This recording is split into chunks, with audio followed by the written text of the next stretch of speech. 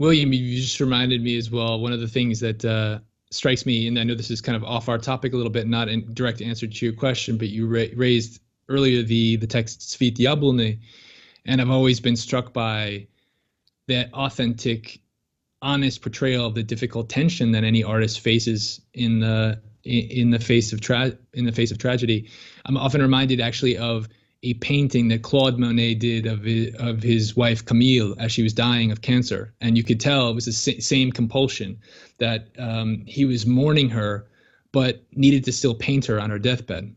So your question, though, about how Crimean Tatars processed this suffering and this pain, and it's important to step back and realize what happened in the deportation. First of all of us know about the 1944 deportation, but the depth of the violence and the brutality has not been as clear.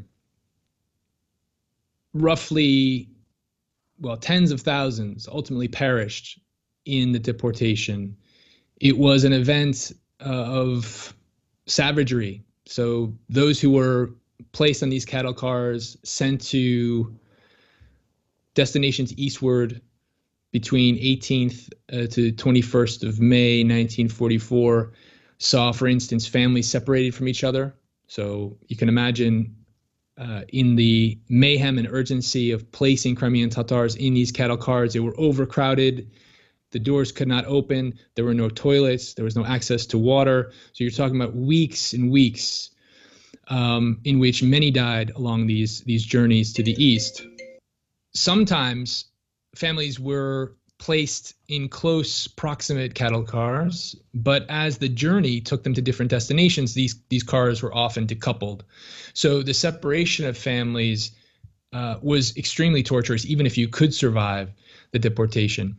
So to your point, how was this trauma processed? And it's worth saying here that so much of the Crimean Tatar literature does not address, at least in the 1940s, 50s, and 60s, really in the 70s too, you don't see it.